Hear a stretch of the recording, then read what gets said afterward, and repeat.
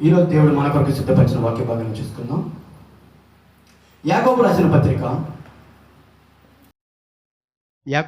పత్రిక 5వ అధ్యాయం 16వ వచనం చూసుకుందాం. మీ పాపములను ఒకనితోనొకడు ఒప్పుకొనుడి, మీరు స్వస్థత పొందునట్లు ఒకని కొరకు ఒకడు ప్రార్థన చేయుడి. నీతిమంతుని విజ్ఞాపన మనఃపూర్వకమైనదై బహుబలము గలదై ఉండును. హల్లెలూయా. ప్రభు వాక్యం దీవించును గాక. చూడండి, యాకోబు రాసిన పత్రికలో మనం చదువుకున్నాం. వాక్యం అంతా వద్దు కానీ చివరిగా చూడండి, యాకోబు అంటున్నాడు పత్రికలో, నీతిమంతుని విజ్ఞాపన మనఃపూర్వకమైనదై బహుబలము గలదై ఉండును. నీతిమంతుని విజ్ఞాపన మనఃపూర్వకమైనదై బహుబలము గలదై ఉండును అని ఈరోజు దేవుడు మనతో మాట్లాడుతున్నాడు. అవునండి, ప్రతి శనివారం ఏ రీతికైతే మనం సిద్ధపడుతున్నామో, రేపటి ఆరాధన కొరకు, వ్యక్తిగత సిద్ధపాటు కొరకు ఏ రీతిగా అయితే మనం సిద్ధపడడానికి ఇక్కడ కూడుకున్నామో, దేవుడు ఆ రీతిగా మనతో మాట్లాడుతున్నాడు ఈరోజు సంఘముతో. అందరికీ తెలుసు, ప్రార్థన అంటే దేవునితో మాట్లాడడం. మనకందరికీ తెలుసు, ప్రార్థన అంటే దేవునితో, సర్వశక్తిమంతుడైన దేవునితో మనము మాట్లాడడమే ప్రార్థన. అయితే గమనించండి, ఇక్కడ ఈ వాక్యంలో దేవుడు స్టేట్మెంట్ ఇస్తున్నాడు, నీతిమంతుని ప్రార్థన. అండర్లైన్ చేసుకుంటే, నీతిమంతుని ప్రార్థన మనఃపూర్వకమైనది. మనఃపూర్వకం అంటే ఏంటి? మనస్ఫూర్తిగా. రెండోది బహుబలము గలదై అని స్టేట్మెంట్ ఇస్తున్నాడు దేవుడు, నీతిమంతుని ప్రార్థన. అయితే మనలో నీతిమంతులు లేరా అని మనం ఒకసారి ప్రశ్నించుకుంటే, మనందరం నీతిమంతులమే.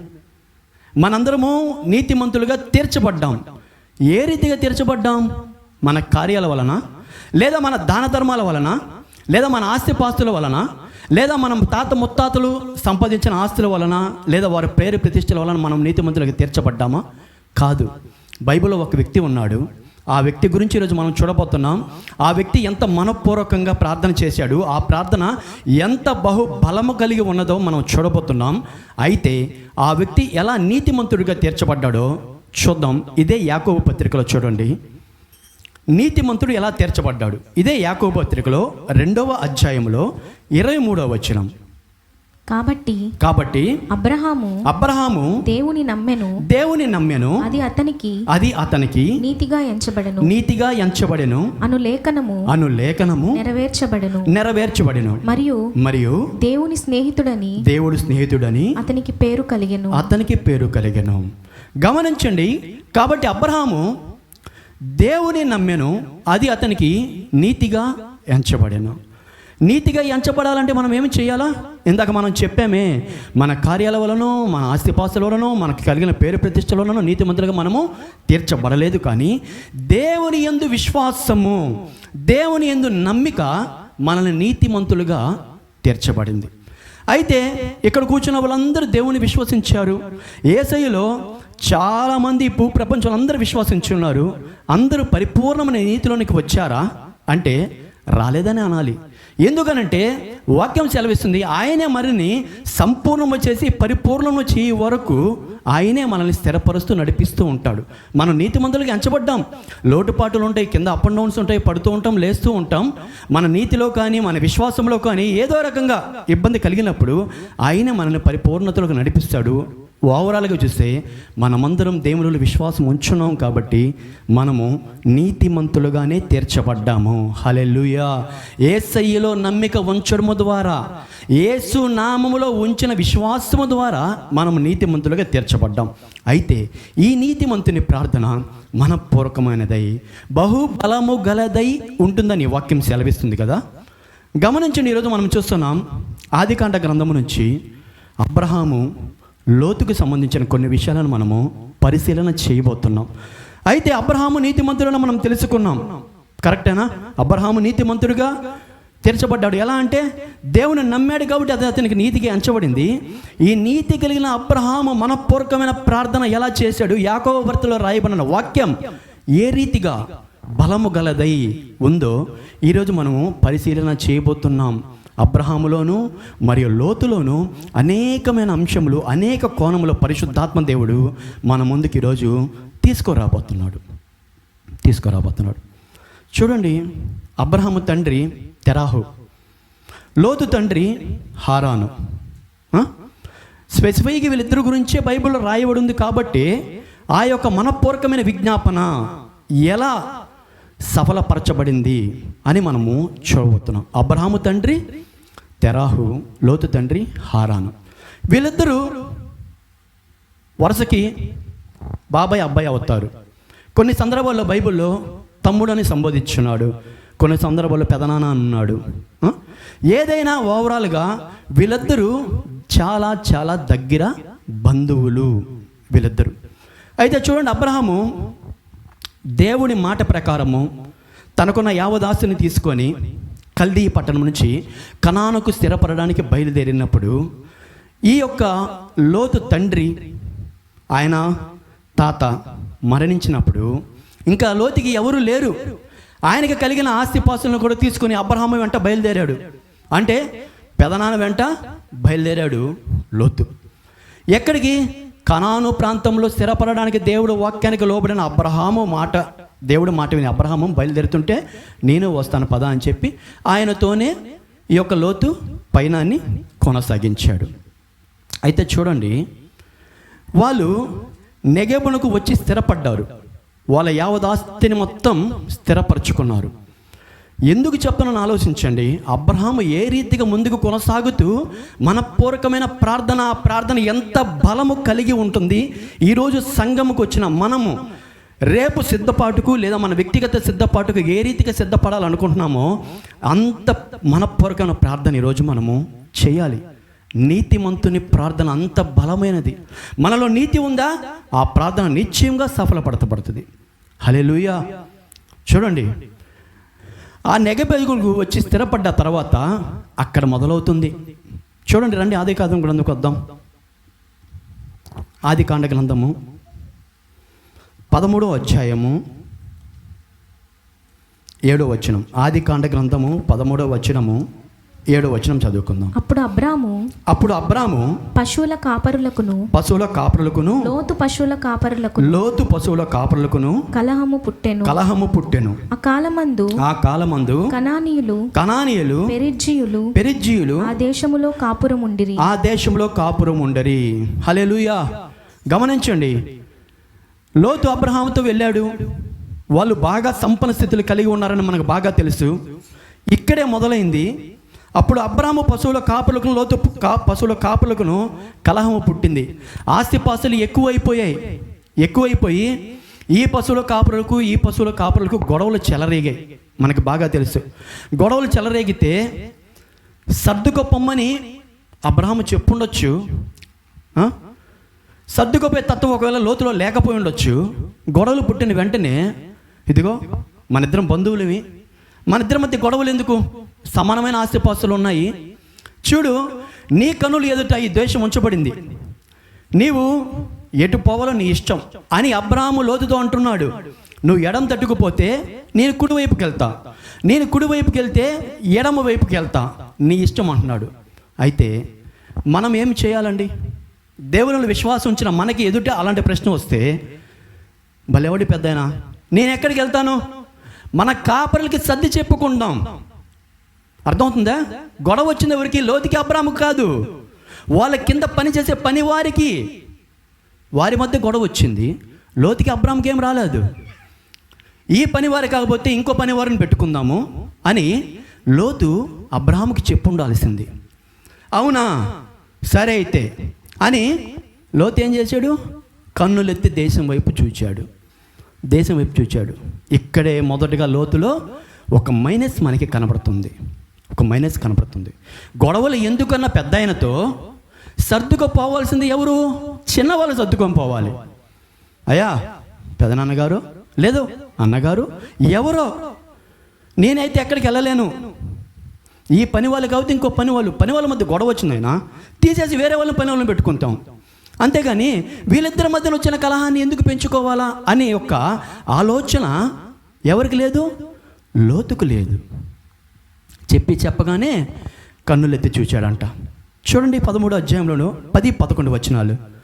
లోతు తన కన్నులెత్తి యోర్దాను ప్రాంతం అంతటిని చూచెను. యెహోవా సొదొమ గొమొర్రా అను పట్టణములను నాశనము చేయక మునుపు సోయారుకు వచ్చు వరకు అదంతయు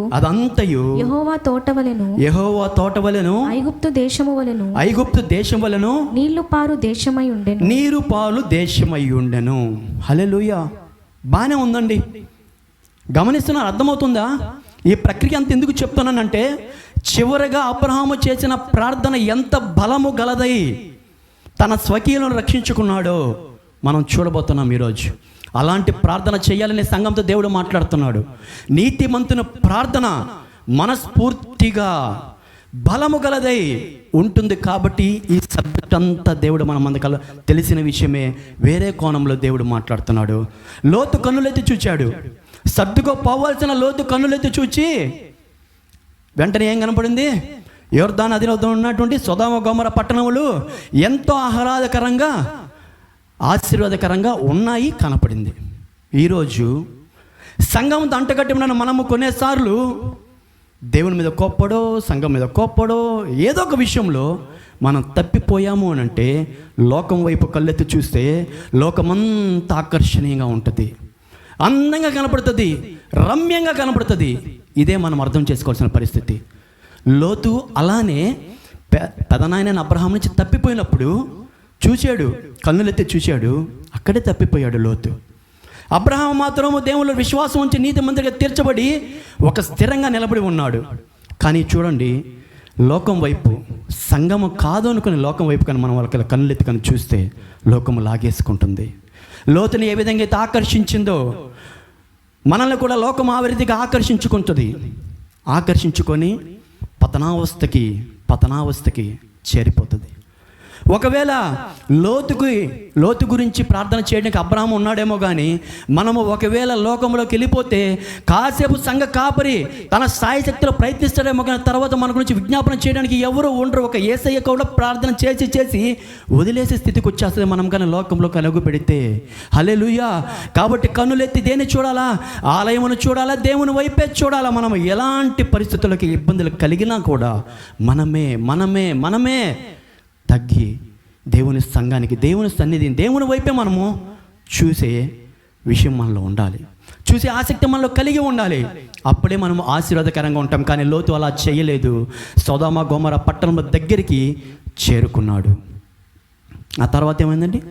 సొదొమ గొమొర్రా పట్టణం పైన ఇదంతా ఒక యుద్ధం వచ్చింది. మధ్యలో చాలా టాపిక్ జరిగింది. ఆఖరికి ఆయన వెళ్ళి అక్కడ నివాసం ఉన్నాడు. ఎవరు? లోతు. అర్థమవుతుందా? లోతు వెళ్ళి అక్కడ నివాసం ఉంటున్నాడు సొదొమ గొమొర్రా పట్టణముల దగ్గర.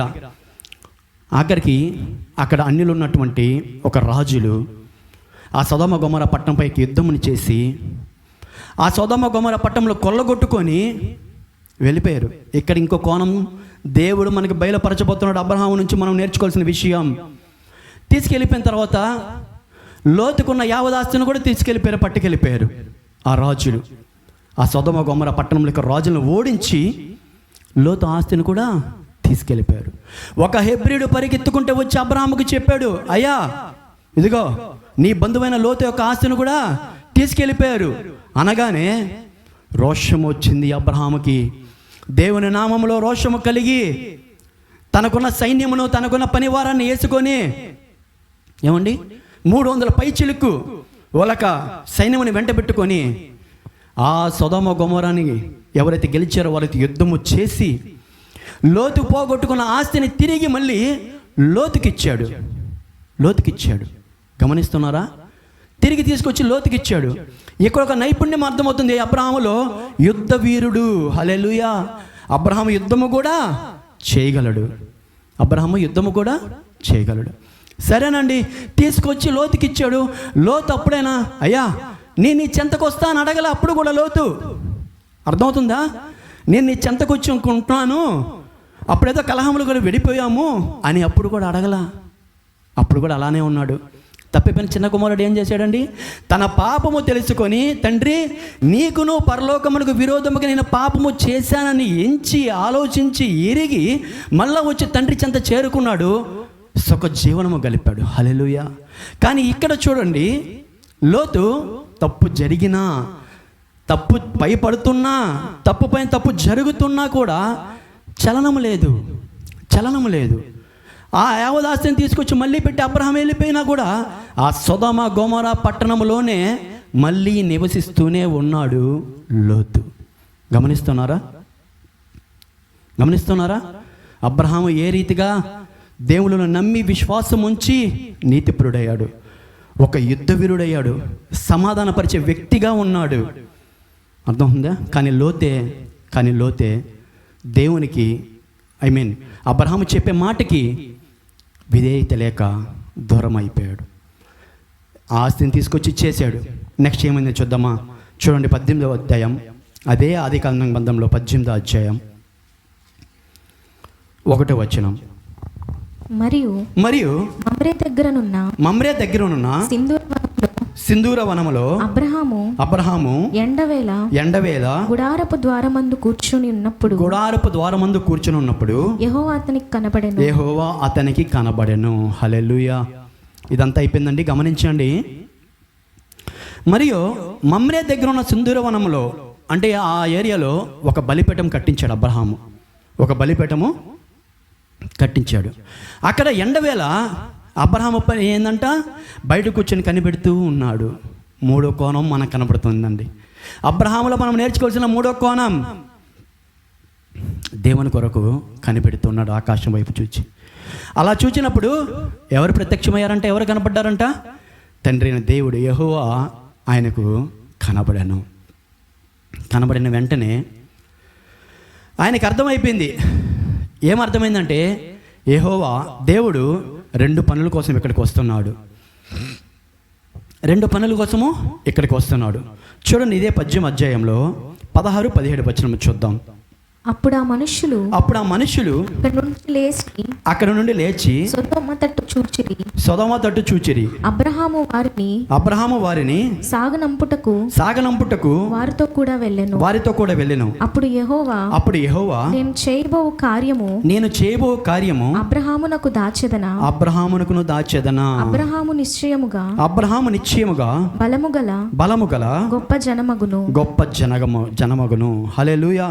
చూడండి, ఆ సబ్జెక్ట్ అంతా లోతు అక్కడ ఉన్నాడు. అర్థమవుతుందా? సొదొమ గొమొర పట్టణంలో నివసించాడు. ఇక్కడ మళ్ళీ వెనక్కి అబ్రహాము దగ్గరికి వచ్చాము. అతను వస్తాడనుకో ఉంటాడు, అబ్రహాము గారు రాలేదు. సరే, అబ్రహాము ఎండవేళ కనిపెట్టుకో ఉంటే యెహోవాతో పాటు 3 వ్యక్తులు, అంటే మొత్తం 3 వ్యక్తులు యెహోవా కనపడ్డారు. అది మనకు తెలుసు. శారా ఇంటికి వెళ్ళారు, అబ్రహాము ఇంటికి వెళ్ళారు, విందు తీసుకున్నారు. బయటికి వచ్చే ఏటికల్లా నువ్వు గర్భవతి అవుతావు అంటే ఆమె నవ్వింది. దానికి ఇస్సాకుని పేరు పెట్టారు. అదంతా మనకి బాగా తెలిసిన సబ్జెక్టు. అది ఒక పని. 2వ పని కోసం వచ్చాడు దేవుడు. అది ఇప్పుడు మనం చూడబోతున్నాం. ఈ మనపూర్వకమైన ప్రార్థన ఏ రీతిగా సఫలపరచబడుతుందో మనం చూడబోతున్నాం. అయితే వచ్చినటువంటి వాళ్ళకి విందు ఆతిథ్యం ఇచ్చి అబ్రహాము దీవెనలు ఆశీర్వాదాలు పొందుకొని ముందుకు కొనసాగాడు. బయటకు వచ్చి సాగనంపుతున్నాడు. మనం కూడా మన ఇంటికి బంధువులు వస్తే బయటకు వచ్చి సాగనంపుతామా? బయటకు వచ్చి సాగనంపి మళ్ళీ రండి జాగ్రత్త అని చెప్తాం. ఆ రీతిగా చెప్పినప్పుడు ఎక్కడో అబ్రహాముకి తడుతుంది, దేవుడు ఏ పని మీద వచ్చాడు అని. అప్పుడు దేవుడు అంటున్నాడు, నేను చేయబోయే కార్యం అబ్రహాముకు దాచదనా. ఎందుకు దాచాలి? మనకి చెప్తాడా దేవుడు? మనకి చెప్తాడా? ఎందుకంటే అబ్రహాము దేవునిలో నమ్మిక ఉంచాడు. హల్లెలూయా. నమ్మిక ఉంచిన ప్రతి ఒక్కరికి దేవుడు చెప్తాడా, చేస్తాడా అన్నదానికి మనకు రుజువు కావాలంటే చూడండి, ఆమోసు గ్రంథంకి రండి. ఆమోసు గ్రంథం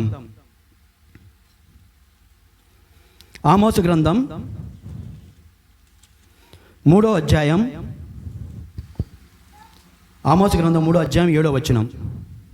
తన సేవకులైన ప్రవక్తలకు తాను సంకల్పించిన దానిని బయలుపరచకుండా ప్రభువైన యెహోవా ఏమీ చేయడు. దేవుని నామానికి మహిమ కలుగును గాక. ఒకవేళ మన ఇంట్లో తల్లి తండ్రి మన పిల్లలకి ఏదైనా చెప్పకుండా చేయొచ్చు, మనకి ఏదైనా చెప్పకుండా చేయొచ్చు. కానీ దేవుడు ఇక్కడ మాట సెలవిస్తున్నాడు, తన సేవకులైన ప్రవక్తలకు తాను సంకల్పించిన దానిని బయలుపరచకుండా ప్రభు అయిన యెహోవా ఏది చెయ్యడు. ఆ రీతిగా అబ్రహామునికి బయలుపరచకుండా నేను ఏది చేయను, ఏమైనా దాచుకుంటానా అని అన్నాడు. ఎవరు? దేవుడు. అప్పుడు అంటున్నాడు, సొదొమ గొమొర్రా పట్టణంలో నాశనము చెయ్యుటకు నేను వచ్చాను. అక్కడ పాపము ఎక్కువైపోయింది, పాపము ఎక్కువైపోయింది. ఆ మొర నాకొచ్చింది, ఆ మొర నాకొచ్చింది. ఏ మొర? సొదొమ గొమొర్రా పట్టణం నుంచి మొర. ఎవరు పెట్టారు మొరని? చెప్పాలి. సొదొమ గొమొర్రా పట్టణము పాపం ఎక్కువైపోయిందని ఎవరు దేవునికి మొరపెట్టారు? లోతైతే మొరపెట్టలేదని మనకు బాగా తెలుసు, వాక్యం సెలవిస్తుంది. స్టార్టింగ్లో ఇదే క్వశ్చన్ అడిగితే దైవ సేవకుడు లోతు అన్నాం కావచ్చు ఒక పాయింట్ ఆఫ్ వ్యూలో. అక్కడున్న భూమి, ఆ సొదొమ గొమొర్రా పట్టణంలో ఉన్న భూమి దేవునికి మొరపెట్టింది, అయ్యా పాపము పెక్కు పిల్లిపోయింది, ఎక్కడ కూడా నీతి లేదు, న్యాయం లేదు, ధర్మము లేదు, నీ యందు భయభక్తులు లేవనే భూమి మొరపెట్టినప్పుడు యెహోవా దృష్టికి అది చాలా వ్యతిరేకం అయిపోయింది. ఇంకా దానిని నాశనము చెయ్యాలి అనుకొని నిశ్చయించుకొని ఆయన రెండు పనుల మీద మొదటి పని అబ్రహామునికి దగ్గర ఇంటికి వచ్చి ఆయనకు వాగ్దానం చేయబడిన ఇస్సాకుని ఇవ్వడానికి వాగ్దానం చేశాడు. రెండవదిగా సొదొమ గొమొర్రా పట్టణంలో నాశనం చేయడానికి వచ్చాడు. అర్థమవుతుందా? ఈ సొదొమ గొమొర్రా పట్టణంలో ఎవరున్నారు? లోతు వారి కుటుంబము నివసిస్తుంది. చూడండి 18వ అధ్యాయం 22వ వచనం. ఆ మనుషులు అక్కడ నుండి తిరిగి సొదొమ వైపుగా వెళ్ళిరి. అబ్రహాము ఇంకా యెహోవా సన్నిధిని నిలుచుండెను. అర్థమవుతుందండి? ఇంకా స్టార్ట్ అవుతుందండి. మనం మొదలుగా చదువుకున్నాము యాకోబు పత్రికలో, నీతిమంతుని ప్రార్థన మనపూర్వకమైనదై బలము గలదై ఉంటుందన్నారే. అప్పుడు మళ్ళీ అబ్రహాముకి ఆవేదన కలిగింది. సొదొమ గొమొర్రా వైపు వెళ్తున్నారు వీళ్ళు అని ఆయనకి అర్థమైపోయి ఏమంటున్నాడు తెలుసా? ఎక్కడికి వెళ్తున్నావు అంటే సొదొమ గొమొర్రా వైపు వెళ్తున్నారు దేవుడు తెలుసు. అప్పుడు నిలుచొని ఆయన సన్నిధిలో నిలుచుకొని ఇంకా ప్రార్థన చేయడం మొదలు పెడుతున్నాడు అబ్రహాము. ప్రార్థన చేస్తున్నాడు ఎవరి కోసం? తన కుటుంబాన్ని, తన స్వకీయ జనమగులు వారిని రక్షించడానికి, కాపాడడానికి ప్రార్థన చేస్తున్నాడు. ఈరోజు మనం చేస్తున్నామా? మనము సిద్ధపడడానికి వస్తున్న మనము మన స్వకీయులు, మన తల్లో తండ్రో లేదా మన బంధువులో అన్యత్వంలో ఉండే వాళ్ళు రక్షింపబడాలని, లేదా నామినల్ క్రైస్తవులు అయి ఉంటే నిజ రక్షణలోకి నడవబడాలని మనం మనపూర్వకంగా ప్రార్థన చేస్తున్నామా? ఈరోజు సంఘం ఎదుట దేవుడు మాట్లాడుతున్నాడు. మనమైతే ప్రార్థన చేస్తున్నామా? వాళ్ళు నశించిపోతే మనకి ఆనందమా? లేదు. కానీ అబ్రహాము చూడండి, లోతుని ఏ విషయంలో కూడా విడిచిపెట్టలేదు, గొడవ పడిందా? సమాధానపడి నువ్వు వెళ్ళు అన్నాడు. ఆస్తి పోయిందా? కొల్లగొట్టుకుని తీసుకొచ్చి మళ్ళీ ఇచ్చాడు. గమనిస్తున్నారా? ఎంత ప్రాధాన్యత తన స్వకీయ జనముకు ఇస్తున్నాడు అబ్రహాము. ఇప్పుడు ప్రార్థన చేస్తున్నాడు యెహోవా ఎదుట నిలబడి. చూడండి ఇదే 18వ అధ్యాయం 23 నుంచి 33 వచనములు ఒకటి తర్వాత ఒకటి చూసుకుందాం.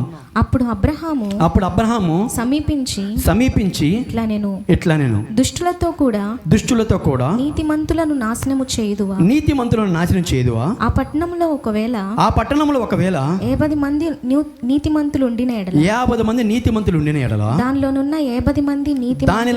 50 మంది నీతిమంతుల నిమిత్తము ఆ స్థలమును నాశనము చేయక కాయవా. హల్లెలూయా. ఏ పట్టణం గురించి మాట్లాడుతున్నాడు? సొదొమ గొమొర్రా పట్టణం నుంచి అబ్రహాము దేవునితో అడుగుతున్నాడు, అయ్యా నువ్వు సొదొమ గొమొర్రా పట్టణానికి వెళ్తున్నావు, అక్కడ ఎవరున్నారో చెప్పలా. ఆయనకి తెలుసు కదా ఎవరున్నారో చెప్పలా. ఆ పట్టణంలో ఒకవేళ 50 మంది నీతిమంతులు ఉంటే ఆ పట్టణాన్ని మొత్తం నువ్వు అగ్నితో దహించేస్తావా అని అడుగుతున్నాడు. అడిగితే సరే నేను చెప్తాను, మొత్తము 10 వచనాలు ఉన్నాయి, నేనే చెప్పేస్తాను. అడిగినప్పుడు దేవుడు సమాధానం ఇస్తున్నాడండి. ఎందుకు సమాధానం ఇస్తున్నాడు మీరు ఇప్పుడు క్లారిటీగా చెప్పాలి. ఎందుకు సమాధానం ఇస్తున్నాడు దేవుడు? 50 మంది ఆ పట్టణంలో ఉంటే ఆ పట్టణాన్ని నాశనం చేసేస్తావా అని అబ్రహాం అడిగాడు. దేవుడు సమాధానం ఇస్తున్నాడు. సమాధానం ఇవ్వాల్సిన అవసరం దేవుడికి ఉందా? చెప్పాలి. సమాధానం ఇవ్వాల్సిన అవసరము దేవునికి ఉందా? ఇస్తాడు. అంటే అది ఆయన బౌండరీలో ఉంది. కొన్నిసార్లు సమాధానం ఇవ్వచ్చు, ఇవ్వకపోవచ్చు. కానీ ఎదుటి వ్యక్తి ప్రార్థన ఏం చేస్తున్నాడో తెలుసా? నీతిమంతునిగా తీర్చబడి మనపూర్వకంగా ఆ ప్రార్థన బహు బలము కలిగి ప్రార్థన చేస్తున్నాడు అబ్రహాము. హల్లెలూయా. అయ్యా గమనించు ప్రభువా, అక్కడ 50 మంది ఉన్నారేమో నీతిమంతులు. ఆ 50 మందిని బట్టి ఆ పట్టణాన్ని నాశనం చేసేస్తావా అని అంటే దేవుడు సమాధానం ఇస్తున్నాడు, ఒకవేళ అక్కడ 50 మందిగా నాకు కనబడితే ఆ పట్టణాన్ని నాశనం చేయను అని మళ్ళీ అబ్రహాంతో అంటున్నాడు. మళ్ళీ అబ్రహాంకు డౌటు, ఒకవేళ 50 మంది లేకుండా 5 మంది తగ్గించుకోయ్యా, 45 మంది ఉన్నారు. ఆ వచనాలను మనం చదువుకుంటే 45 మంది ఉంటారేమో, ఒక 5 మంది తగ్గారేమో, అయినా కూడా నాశనం చేసేస్తావా 45 మందితో అని మళ్ళీ అడుగుతున్నాడు. మళ్ళీ దేవుడు చెప్తున్నాడు, ఒకవేళ 45 మంది నాకు కనబడితే అట్లా నాశనం చేయను.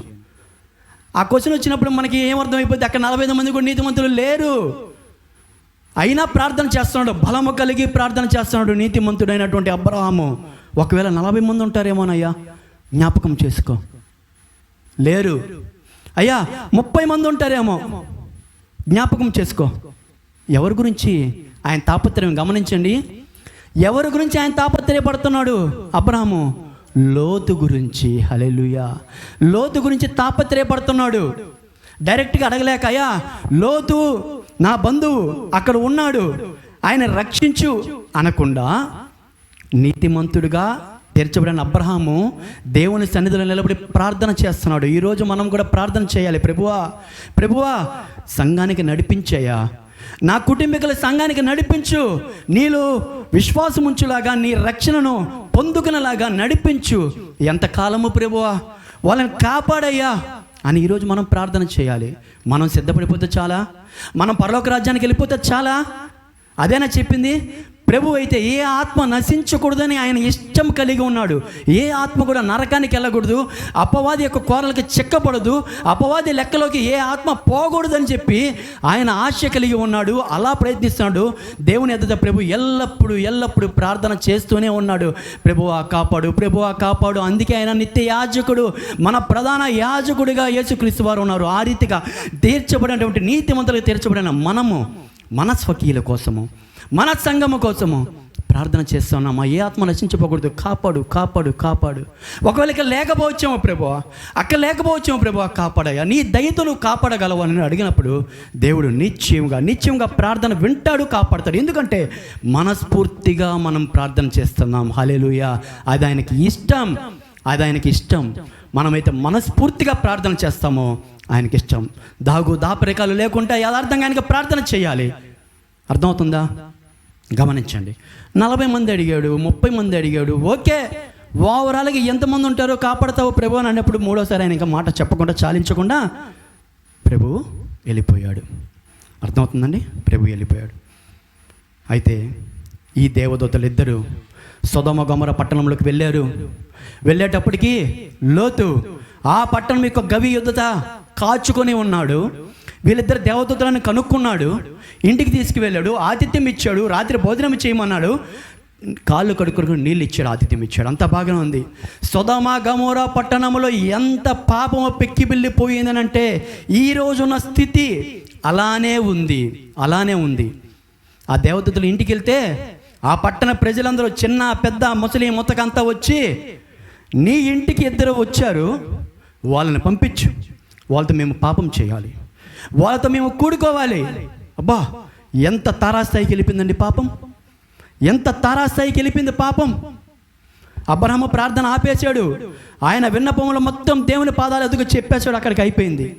ఈ వెళ్ళినటువంటి ఈ దూతలు వాళ్ళని కూడా పాడు చేయాలనే ఉద్దేశం కలిగినటువంటి ఆ పట్టణంలో లోతు నివసిస్తున్నాడు. పెళ్లి చేసుకున్నాడు, అదంతా రాయబడలేదు. పెళ్లి చేసుకున్నాడు, 2 కుమార్తెలను కన్నాడు, అతనికి వాళ్ళకి పెళ్లి చేసినట్టు రాయబడింది. అయితే అయ్యా పాపం వద్దు, కావాలంటే నా బిడ్డలను ఇస్తాను, వాళ్ళని తీసుకెళ్ళమని లోతు చెప్పాడు. అంతవరకు గొప్ప విషయమే. దాకా దేవుని మాట, అబ్రహాము మాట వినప్పుడు ఇప్పుడు గొప్ప విషయమే. దేవదూతలను పాడు చేయడానికి లేదయ్యా, కావాలంటే నా బిడ్డలని తీసుకెళ్ళని అన్నప్పుడు అది గొప్ప విషయమే. అయితే నువ్వు ఎక్కడి నుంచి వచ్చి నాకు చెప్తున్నావరా అని చెప్పి ఆ సొదొమ గొమొర్రా పట్టణంలో వాసులు వాళ్ళని ఇబ్బంది పెట్టాలని చూచారు. ఇంక అయిపోయింది, పెక్కు స్థాయికి దేవుడి దృష్టిలోకి వెళ్ళిపోయింది. ఆ రాత్రి పనుకున్నప్పుడు చెప్పారు, ఉదయాన్నే నువ్వు లేచి త్వరపడి నీ కుటుంబం తీసుకుని నువ్వు ఈ పట్టణము వదిలి వెళ్ళిపోవాలి. యెహోవా కోపము ఈ పట్టణం మీద రగులు కొనింది, ఈ పట్టణం నాశనం చేయబోతున్నాడు అని చెప్పి వాళ్ళకి చెప్పేశారు. తెల్లవారుజాము అయింది. ఈయన ఇంకా త్వర పెడుతున్నాడు, సర్దుకుంటున్నాడు, చక్క పెడుతున్నాడు. ఏం చక్క పెడుతున్నాడు? ఆస్తిపాస్తులు ఉన్నాయి కదా, ఆస్తిపాస్తులు పట్టజాలనంత విస్తారమైన ఆస్తి ఉంది. ఎంత చక్క పెట్టుకుంటా ఉంటే చూడండి, మనపూర్వకమైన ప్రార్థన దేవదూతలు లోతు చేయి పట్టుకొని త్వరపడి లాక్కెళ్ళాయి. హల్లెలూయా. ఎవరి ప్రార్థన? నీతిమంతుని ప్రార్థన. నీతిమంతుని ప్రార్థన నశించిపోకుండా లోతుని రక్షించడానికి ఇండైరెక్ట్ స్పీచ్లో మాట్లాడినా కూడా దేవుడు అర్థం చేసుకొని లోతు యొక్క చెయ్యిని పట్టుకొని వారి కుటుంబాన్ని త్వరపట్టి తీసుకొచ్చారు. అయితే లోతు అల్లులతో చెప్తున్నాడు, అయ్యా ఇట్లా నశించిపోతారు, కాలిపోతుంది అని అంటే వాళ్ళు హేళన చేశారు, వాళ్ళని వదిలేశారు. తన భార్యని తన బిడ్డలను లాక్కొని పట్టణం వైపు తీసుకుని వస్తూ ఉన్నారు దేవదూతలు. త్వరగా వెళ్ళు, వెనక్కి తిరిగి చూడకుండా త్వరగా వెళ్ళు అని అంటున్నారు. వెనక్కి తిరిగి చూసేంది భార్య, అది మనకి సబ్జెక్ట్ కాదు. కానీ వెళ్ళేటప్పుడు ఇదిగో ఎదురుగున్న ఆ పర్వతం వైపు వెళ్ళు, అక్కడ దాగుకో అని చెప్పి దూత చెప్పినప్పటికీ ప్రభువా అలాగూ కాదు ఇలాగా అని చెప్పి మళ్ళీ ప్రభువుకి తిరిగి సమాధానం చెప్పాడు లోతు. అప్పుడు కూడా దేవుడు చెప్పిన మాటని ధిక్కరించి అలా కాదు ప్రభువా ఇలాగా అని చెప్పి ఒక సోయారు పట్టణంలోకి వెళ్ళి ఆ పట్టణం అంతా ఖాళీ బూడిద అయిపోయిన తర్వాత భ్రష్టత్వంలోకి వెళ్ళిపోయాడు. అది మనకు బాగా తెలిసిన విషయమే. అయితే ఇక్కడ గమనించిన విషయం, ఆదికాండ గ్రంథం 19వ అధ్యాయం 29వ వచనం, 19:29. దేవుడు ఆ మైదానపు పట్టణములను పాడు చేసినప్పుడు దేవుడు అబ్రహామును జ్ఞాపకము చేసుకొని లోతు కాపురమున్న పట్టణములను నాశనము చేసినప్పుడు ఆ నాశనమును మధ్యన లోతు నశించకుండా అతనిని తప్పించెను. గమనించండి, 19వ అధ్యాయం 29వ వచనంలో చూడండి. దేవుడు ఆ మైదానపు పట్టణములను పాడు చేసినప్పుడు దేవుడు అబ్రహామును జ్ఞాపకము చేసుకొని అర్థమవుతుందండి. అబ్రహామును జ్ఞాపకం చేసుకొని అబ్రహాము ప్రార్థనని ఆయన జ్ఞాపకం చేసుకున్నాడు. హల్లెలూయా. ఈరోజు రాత్రి సిద్ధపడడానికి వచ్చిన మనం ప్రార్థన దేవుడు జ్ఞాపకము చేసుకోవాలి. ఆ రీతిగా మనం ప్రార్థన చేయాలి. అబ్రహామును జ్ఞాపకం చేసుకున్నంట లోతు కాపురం ఉన్న పట్టణంలో నాశనము చేసినప్పుడు ఆ నాశనం మధ్యన లోతు నశించకుండా లోతును రక్షించాడు. హల్లెలూయా. సర్వశక్తిమంతుడు మన దేవుడు. అయితే మన పూర్వకమైనటువంటి ప్రార్థన విజ్ఞాపన మనము కానీ చేసినప్పుడు నువ్వు ఏది అడుగుతావో దేవుడు నిశ్చయముగా మనకు దయచేస్తాడు. హల్లెలూయా. గమనించారా అబ్రహాములు ఎన్ని క్వాలిటీస్ ఉన్నాయో? నీతిమంతుడిగా తీర్చబడ్డాడు, బహు ధైర్యము గలవాడు, యుద్ధ నైపుణ్యము గలవాడు, దేవుని కొరకు కనిపెట్టి ఉండువాడు. అర్థమవుతుందా? తన స్వకీయ జనుల కోసం ఎంత దూరమైనా సరే దేవునితో సమాధానం వచ్చే వరకు ప్రార్థన చేశాడు. ఆ రీతిగా సంఘం ఈరోజు మనం బలపడాలా? రేపటి ఆరాధన కొరకు, మన వ్యక్తిగత సిద్ధపాటు కొరకు, మన కుటుంబీకులు రక్షించబడడానికి కూడా అబ్రహాము పోలినటువంటి లక్షణాలు మనం పోలి నీతిమంతునిగా తీర్చబడి మనపూర్వకంగా బహుబలము కలిగి ప్రార్థన చేసినప్పుడు దేవుడు నిత్యంగా ప్రార్థనని అంగీకరిస్తాడు, జ్ఞాపకం చేసుకుంటాడు. ఒకానొక సమయంలో నిత్యముగా జ్ఞాపకం చేసుకుంటాడు. మన ప్రార్థన ఎక్కడికి పోదు. మనం మరణించిన తర్వాత కూడా మన ప్రార్థన వెళ్తూనే ఉంటుందని మనం అనేక మార్లు తెలుసుకున్నాం. హల్లెలూయా. ఈరోజు మనం ఆ రీతిగా సిద్ధపడాలి. కాబట్టి నీతిమంతుని ప్రార్థన బహుబలము కలదై మనపూర్వకము కలదై ఉంటుంది కనుక సంఘము అటువంటి ప్రార్థన చేయాలని దేవుడు ఆశిస్తున్నాడు కనుక మనము కూడా ఈ రాత్రి కాల సమయంలో ఈ వాక్యాన్ని మన హృదయంలో స్థిరపరచుకొని నీతిమంతులుగా మనపూర్వకంగా దేవుని దృష్టికి ఇష్టపడే రీతిగా మనం ప్రార్థన చేయాలని దేవుడు కోరుతున్నాడు కనుక ఈ మాటలు మన దీనికిలో దీవించి ఆశీర్వదించును గాక. ఆమేన్.